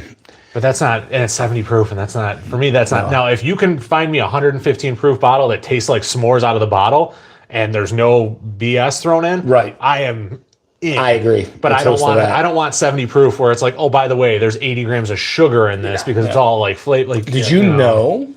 I used to be a type 2 diabetic, and when I started getting into whiskey and bourbons before I reversed my type 2, I had no idea that whiskey and bourbon actually drops your blood sugar. The more you know, the health benefits of whiskey. Thank you. If you have high blood sugar, just take a nip of this. It'll go down. Yeah. To your health. To my health. Not a recommended healthcare. Yes, I am not a physician. I don't play one on TV, or do I pretend to be one. And for all you healthcare professionals that might see this, whiskey is completely organic. Yep. Or bourbon is completely organic. Whiskey, you can add some weird stuff to. Yeah, right, exactly. Bourbon is completely organic, and it really is an art form. That's one of the things I love about it. This one I found out. So what I did, I took 2 bottles of Sammy's when I brought it home. Right out of this, if you go to Harper and you get this one, if you get any one, they're very hot out of the bottle. Okay. Let this one breathe. Okay. Let it breathe. Yeah, let it breathe. I noticed I took a decanter. I did a 30-minute timer. Okay. And then tasted it totally different. And then I did a 1-hour decanter, but I did it in the decanter. Then I put it back in the bottle and corked it. See, that's why I'm always like weird about doing fresh pops on the channel because so many whiskeys can be shapeshifters. Like you just give them enough time to be open. Right. You know, where I almost want to just like stop sometimes, then come back half an hour. What I'm learning from JP and Steve, like we dump the barrel, we proof it down between 48 and 72 hours in the steel container to let it breathe before it goes to bottling. So when you proof it down, because you guys are in Detroit, do you use Detroit River water, or can we trust? We use the same water that went into your Stroh's beer for many years.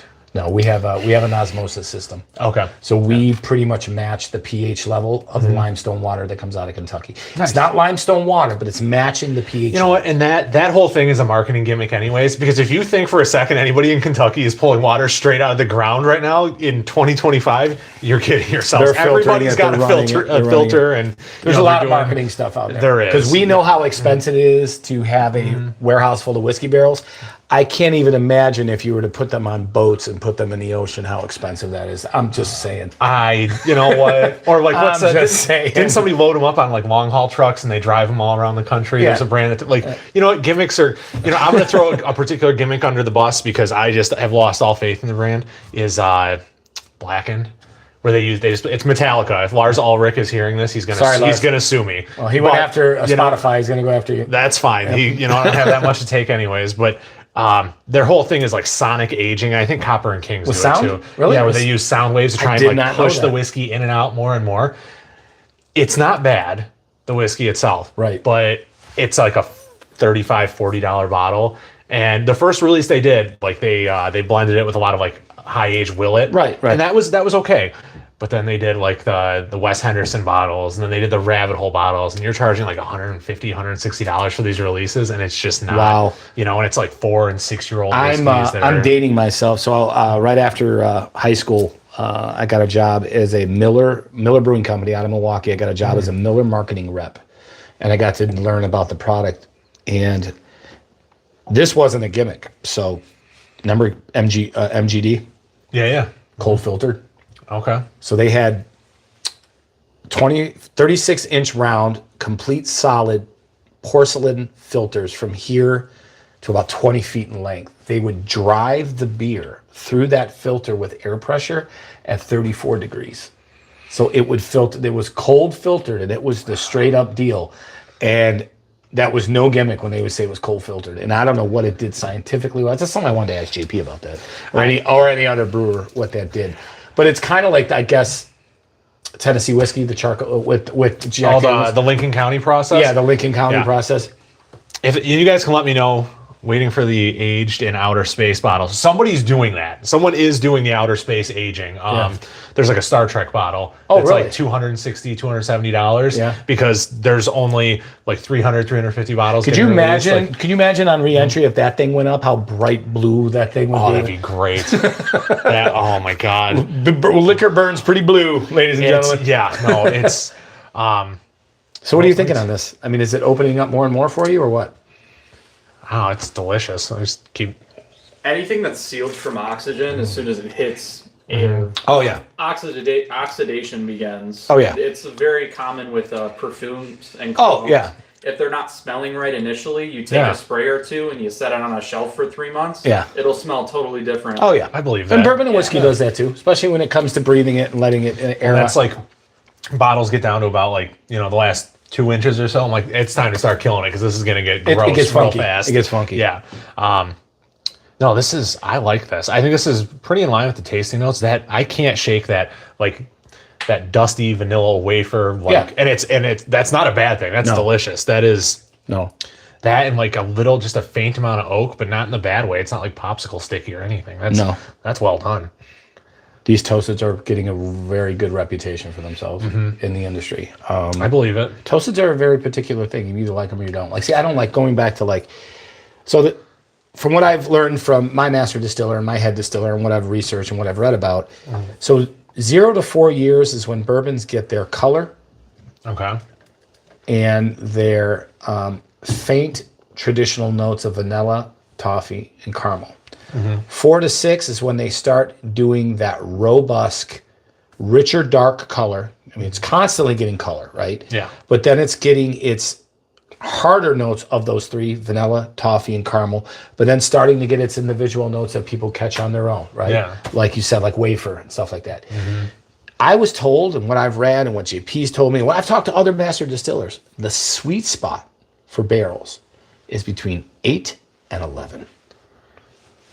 8 and 11 is when that barrel is giving off its final push. 11 and older it just gets oakier as time goes A lot on. more of those wood tannins. And the wood tannins and all that. But they say the magic number is between 8 and 11, closer to, the only thing I've ever had out of the Pappy series is a 12. And it was oaky for me. Sure. But I still liked it. But I'm afraid that, if I get the opportunity, I was told try everything, deny nothing. Because if you go to Kentucky and there's a Pappy, what is it, 21, right? They got a 21 Pappy or a 24? They have a 25 that they do every decade, and you have to be invited to purchase Right, it. exactly. And I found out they literally shut down Sazerac for a weekend, and the only people allowed on the property are the Pappy team.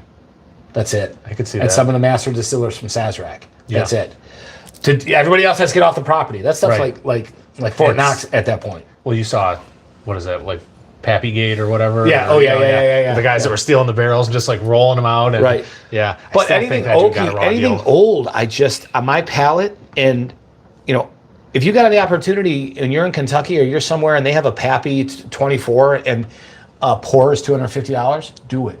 You know why? Listen, this is my theory. Okay. Because you'll chase it and always want it. And then maybe one day you're going to have the opportunity to buy that 20-plus-year-old Pappies. You're going to buy it for $2,200, $3,200. Okay, it hurt, didn't it? day. Just saying it, right? Yeah. Then you're going to take it home. You're never going to open it. So Pappy's going to turn over in his grave. Because that man probably turns over his grave multiple times a day knowing people aren't drinking his shit. It's turned into the Michael Jordan rookie card of bottles. That's you true. just don't Yeah. drink it. But you're going to drink it one day. And it's going to be the biggest letdown of your life because you have it built up. And you're going to cry in the shower for about 2 days. Because you spent $3,200, but you could have spent $250 in Louisville on a weekend to know you didn't like it. $4,000 and it tasted like tree bark. Like sticking your head in an oak tree on a rainy day. Fun fact, I paid less than $3,200 for my first semester at Wayne State years ago when I was in college. Right? So figure one semester. So one bottle cost me more than a semester of college. Early college days. Yep. But taste everything. If you get the opportunity, taste it. Because your favorite daily could be a $49 bottle that you absolutely love. And you're not breaking the bank. To that point, there's a lot of $40 and $50 bottles I've had that outpace $200 bottles. Price is irrelevant when it comes to whiskey. And I'm not going to say it. I've had a lot of people tell us that if this is you guys at Butcher's at 4 years and Rye is at 6 years, if this is you guys at 4 and 6 years, oh, Nelly, when you hit 7 and 8. Oh, I could see that. Yeah. Now, I have a question for you. Okay. And Alex, I don't know if you're in the chat or not. As somebody who's just getting into whiskey, and he really likes Woodford, regular Woodford and Woodford Double Oak. I like Woodford. I'm a Woodford fan. I like Woodford. I don't have a ton of Woodford down here. I've got two I love or three their bottles. distillery. If you get a I chance, haven't been there yet. get there. It's great. If they, you know what, if anybody from Woodford sees this, if you guys had a horseback or horse riding experience, it'd be a lot easier for me to talk to the fiance to get her to go down there. But he's into the mid to low 90 proof range, and he's always asking me what's a bottle I can go get that would be good for me. He's not huge into ryes yet. Would you recommend the 4 grain or the Butcher's Cut? Yes, I would recommend, which it's on vacation right now because a certain salesman sold too many single barrels. So we're still making it. Yeah, it was me. It was you. So we're still making it. Okay. We're still pushing it to the Rick House. But Is it the 4 grain? It's the 4 grain. So we had to slow down a little bit. They told me I can sell them. I enjoyed the hell out of the 4 grain. They told me I could sell it, and all of a sudden, they told me I could sell it, and they said, I go, are you sure? They're like, yes. I'm like, okay. And they're like, yeah, it's got to go on vacation for 2 years. So, but that's why we went and did Two Face, brought that back, and did that blend, which is technically a 4 grain. Okay. I would recommend the Two Face right now. Okay. Yeah. I would recommend the Two Face because what wheat does to the Butcher's Cut when we blend it, you know how Butcher's has that pepper bite on the end? Yes. For somebody who's new to bourbon, that can be overwhelming, that pepper bite. Right. The wheat completely neutralizes It helps it. round off. It rounds off, and it's very smooth. I get a lot of compliments. So that person, Alex, if you're listening, I would recommend getting a bottle of 4 grain, or I'm sorry, a bottle of Two Faced. That would be. There are ones nearby. No, I know there's horseback riding near Woodford. I'm just saying, if it was all That's the Mecca. That's where all the thoroughbreds are birthed and raised. We were driving through that area, and I'm like, oh, there's the Woodford Distillery, because I was on my way to a Kroger to go bottle absolutely hunting. beautiful in that area. My fiance, she's like, oh, I've rode horses before, and we should go do that. It'd be great. I'm like, now, I consider myself to be a pretty decent sized human. I'm about 6'2 and a half, 250. When animals get to be bigger than me, it makes me uncomfortable all day long. So I don't know how I would do with horseback. She said, riding. I It's rode not- horses before. Yeah, I rode go-karts at CJ Barrymore's, but I've never been in an F1 Formula before. Yeah. So that's when you go from You know a what's horse terrifying? to a thoroughbred out of Kentucky. What I no. find terrifying? Moose. I've seen one Oh, up close. yeah. It is terrifying. No. In And Canada. anything that's like, 500 pounds, it's like a moose, just because they don't eat meat, like that's like running into a bear for me. And I have moose bull. That will mess up your day, dude. I know. Even if I ran into a deer, if it was a buck, Right. like I'm backing away slowly because I have no misconceptions of what. So overall, the Toasted Series, the single barrel from Harper Liquorland, what do you think of it? like a number, or just what do I think? Well, you said your favorite ever was Yeah. the Nino. And this was the single barrel last year. Yeah. Yep. So, I would put it on par with Nino's. From, good. Yeah, go for it, man. And the single, but no. No? This is your baby. This one ain't, this doesn't exist anymore. So. That's true. It sold out, actually. I thought I'd have a chance to go get another one. We don't get out to Nino's a ton, not that one, Right. anyways. I thought I'd have a chance to get a backup bottle, and by the time I got back out there, because they got the cafe, Right. I wish if someone from Nino's is taking like suggestion cards, every Nino's needs a cafe. You They got pretty you much just have- you I just think they pretty much have. the one in the shores doesn't have. We don't have the cafe. But that's the original one. That's the It OG is. store, and it just doesn't have the room or the space for it. No. So these are the single barrels. They were just released in October. The nice 100 proof blended bottles come to shelf. So a little bit less proof, but they're blended. They're 5 barrels blended together. So, Okay. and then we do that. So And you can actually still find some of those older, like Single the barrel. Applewood, the mate, the They're maple, floating and the around- shit. they're Still floating- they're they're floating hard to around out come there. by. Yeah. Because if you know, you knew, and then you bought them up. But Right. there are a few of them.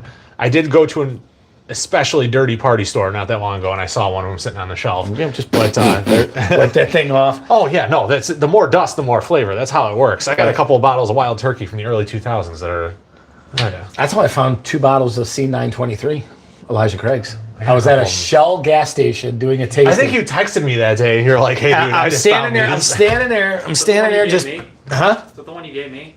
Yes. Yeah. No, you gotta get you a little sampler bottle of it. I didn't give you a whole Okay. C923. What was the one you randomly found at retail for Oh me? God, I can't It- remember. yeah, he'll be like, hey, I got a. Please, Don, I got- tell me about your problems. Yeah, people just randomly buy you whiskey. Like I found this. He goes yeah. to problem. He goes Right. here, there, everywhere. He's at every liquor store on planet Earth in Yeah, Michigan. That is the sounds- advantage. that sounds awesome. That is the Yeah. I got a advantage. Blanton's Yeah. at cost. Venmo me. I'm like, okay. Oh my God, no! Blanton's is So if you know Just for anything, the collection. if you know anything about the Elijah, Just for the collection. anything about the Elijah Craig series, I think the C923 could be the title winner. the crowning achievement so far. So far. yeah, But I was sitting I was doing a tasting at a Shell station, and I looked down. I'm like, dusty, just dust. I'm like, what the hell is that? I looked, oh, it's got why is Elijah Craig way down there? And I look it up, and I go, you know, when you're a kid and you happen to maybe come across a dirty magazine for the first time. That's what I felt like. I went like I picked it up and I go, oh my God! And I put it back down. And I go, did I just see that?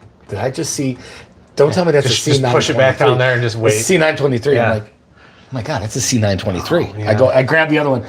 That's another C923. I'm like, you're state minimum, right? He goes, oh yeah, everything in the store is state minimum. I'm like, that's awesome. Yeah, and those are the kind of bottles- those are C920. the They're kind going of for like bottles $500-600 right now. No, I have a sealed one. I've thought about People resell I don't flip. Have you bottles. tasted it?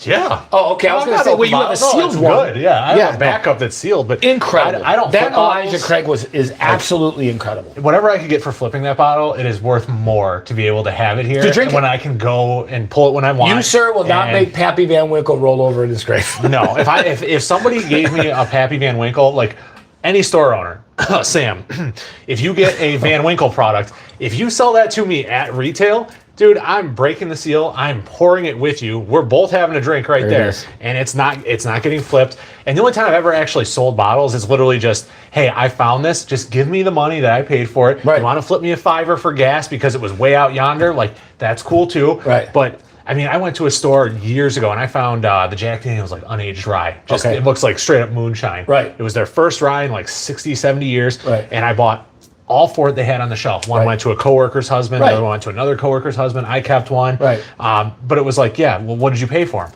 I paid $65. Well, what do you want? $65. Like, Yeah. I'm not trying to flip it for money. I'm just trying to get you guys something that you want. Well, because you know the industry you know, has just conditioned people like that. It has, because you got a lot of secondary, secondary and- market. And I hate the secondary. I have bought a couple bottles on secondary, but they were always like single barrel picks. Right. Like Michigan Barrel Club years ago when they were working with, there's a store in St. Clair Shores that I won't name, that they were doing a lot of their picks through them. And it was an old Scout pick that was only 4 years old. Right. But it had the coolest tater sticker in the world, had Johnny 5 on it. Oh, okay. From Yeah. Short Circuit. Yeah, yeah. And I'm like, how much do you need for that? He's like, well, I wasn't really trying to sell it, but if you give me $45, I'm like, done. Where do you want to meet? Haven't opened it yet. But With a credit card? yeah. No, he met me at the library, and deal done. It was great. I'd fight a bear, David. You would not fight a bear before a moose. David. Oh, it's my boy David. What's up, D? You would fight a bear before a moose. I Black don't- bear, yeah. Yeah. Brown bear, no. No. Which bear is best? We're not going to get on the subject. bear. What was the big Bears thing? are What was the big scary. thing a couple months ago? 1,000 men against what? A gorilla. A gorilla. Yeah, we ain't getting on that thing. No. No. God, we'd be here all night. Yeah. Did I meet David? I think you did. At the tasting room? No. Oh yeah, you sat and drank with David. I that's did. David. What's up, brother? How we doing? No, You yeah, did. we- I'm sitting there. Who are we drinking with that? We dude? Yep. had a whole nother round of drinks after you left, man. It was a I'm good time. actually Yeah. team human on that, by the way. I think like we have the ability to team up and use our brains, and that's what's Bro. good. You want to be the first No. 10 in? No, I You don't. go right ahead. Yeah. No, the Dude, first John 500 Jansen is like 6'6" and like Don't get 300 me wrong. pounds on 97.1. He used to be an offensive lineman. Right. And he says, no, I'm taking the gorilla every time. Every time. Don't It would get me take wrong, you the first 500 are cannon fodder, but like 500. Yeah. Oh my God. Man. Did you ever hear a gorilla beat its chest? oh for sure. No, you like- just gotta get it a That's little your head. tired and start sharpening some sticks. You see the muscles ripple as it walks. Yeah. I'm not messing with Yeah. the gorilla. Its fingers are like that big around. I'm not playing with that. No. I'm not. And I'm certainly not walking up to a moose out in the wild. No, for sure. That's for a sure. rookie move. So this is great. I mean, we're going to go left to right or right to left on the screen here. Everything you see in front of you is available. Awesome. Our rye whiskey, if you're looking for the latest batch, it's 52. Everything is handwritten too. We handwrite everything on our bottles. I like that. Actually handwritten. Keep the automation out of it if Yep. you can. Yeah. The gold, the Rouge and Gold, the first series just came out at a limited 700 bottles. We did 700, and this one is actually, this didn't go to store. That's why it's in our possession today. This is 702. City till we die. City till we die. And then obviously this is, there are around 9 barrels, close to 9 barrels that we released with the single barrel toasteds that are out right now. Follow my Instagram at Whiskey McDago. Just like it's spelled, Whiskey MCDEGO on Instagram. I'm constantly posting, as you know. I'm letting Sure. people know where they can get from the smaller retailers to the larger retailers. I do not discriminate. I have much love for every store that I work with and every new store that I bring on. We're a very small fish in a big pond, but we're starting to grow. And I think very soon, within the next couple years, we're going to be branching out across the United States. We just have to be ready for Look that. forward to it. But yeah, the We demand have is to going to be ready crazy. for that. And we want us to be, craft aged, not sourced. I always say that. And people say, why do you have something against sourced? I go, because the JP decided to be a craft spirit and be, from grain to bottle. Yeah. It's all made in one house. And there's something to be said for all that. Yeah. There And that's is. why we can do bottled and bond and really call it a legit bottled and bond. That's our label. Do you guys have a bottle in mind? It would be talked about. Oh, okay. Our theory is not enough people to generate the needle of revenue know the seriousness or purpose of bottled and bond to ruin, because Butcher's Cut is a bottled and bond. It just hit 4 years. Okay. All the grain is one season. It was produced from mash, cook to bottling in one facility, Okay. and it's 100 proof. It's just not aged in a bonded warehouse. Is it? Okay. All right. We do get inspections, as I was like. Well, I mean, You have to Okay. yearly. Yep, they check positions and barrels and all that stuff. So, okay.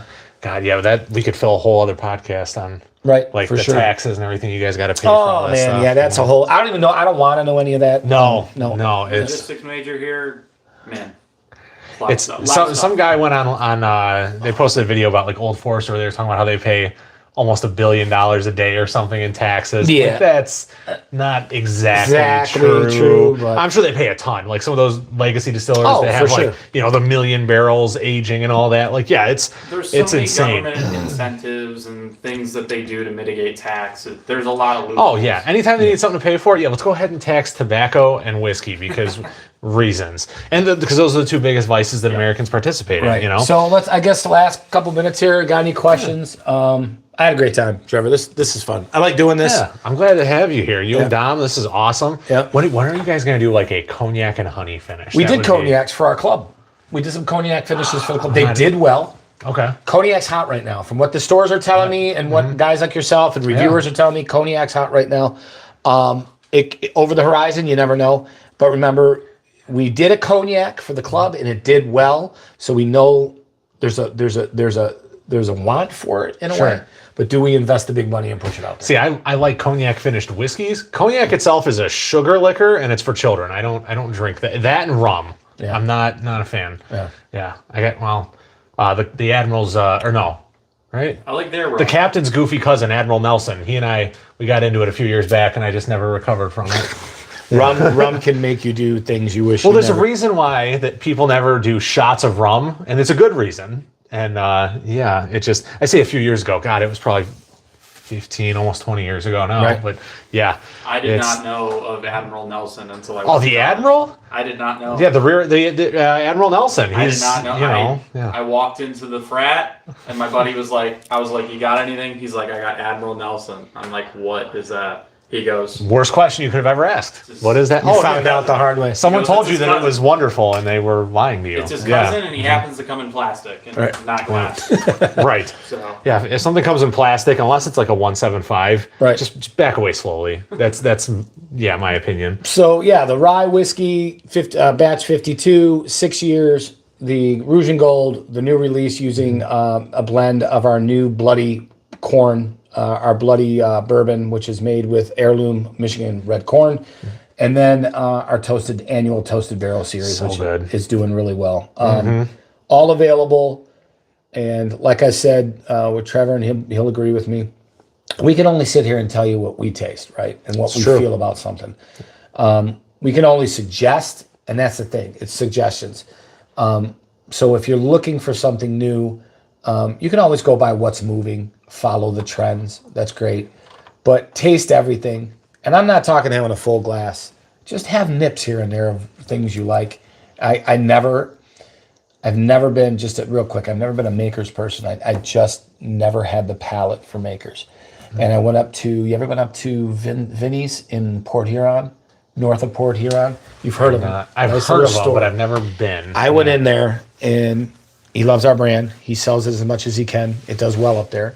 And I imagine he had a 9-year Makers single barrel, and there was only like 6 left on the shelf. He goes, "You got to try it." I'm like, "All right, I'll try it."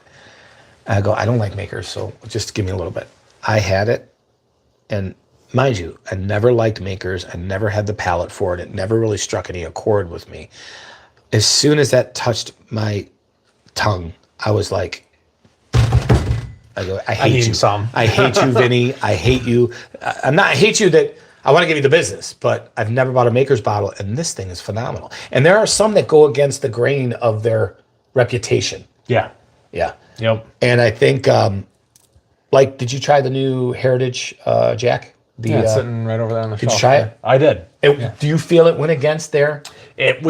For me, it was a departure from their normal Right. toasty bananas Foster kind of note. I got more of like a wild berry and brown sugar. I got really very woodsy too, very wood. Yeah. Yeah, it's got that wood finish, Yeah. or the earthy tones to it. But I put it up against ours in a blind taste test with a couple store owners, and damn, they picked ours Okay. on the toasted. So it was pretty cool. But remind you, they're only 100 or 116. So there is a difference in little bit of proof. RPMs there. Sure. Do you know what I'm A saying? small one. I mean, Not 16 much. proof points isn't a Huge huge gap. to Some overcome. palates can't even tell the difference with a 16. That is true. When they make That is true. anything, I always add like 10 onto it. They just taste like they're a little bit higher than they are. Yeah, it drinks a little bit higher. We do than what- drink higher yeah. and Drew drink hotter. And that's why when I went to Ireland for my 50th birthday, I'm drinking with straight up Irish in Dublin, Limerick, Cork, Eugene Duffy, this little old Irishman on my birthday.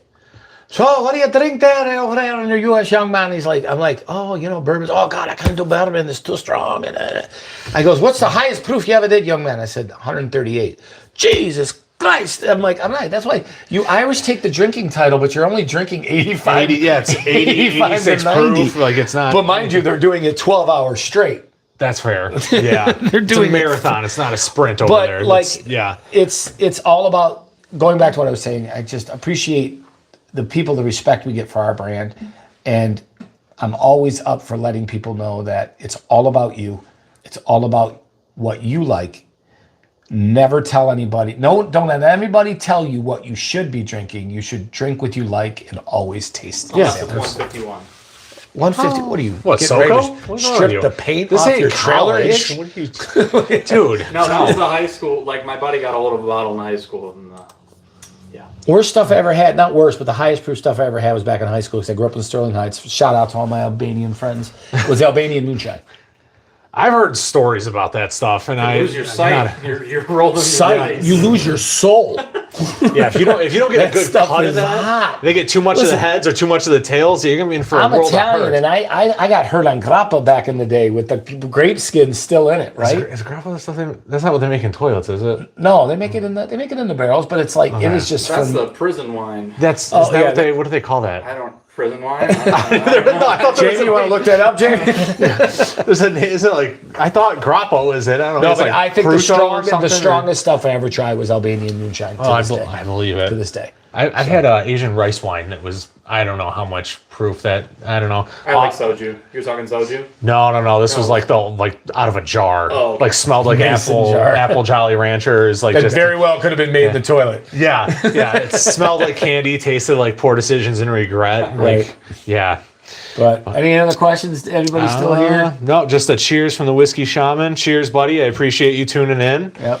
And yeah, guys, hopefully going to do the live streams a little bit more frequently going forward. But I appreciate everybody that tuned in to watch me and Dante talk whiskey and Talk go shop. through some new products that are coming available from DCD and this year's Toasted Barrel. So you guys have yourselves a good evening. We'll see you next time. All right. Take care, everybody. Thank you. Cheers. Here, grab that. Hit the button. Hit the button.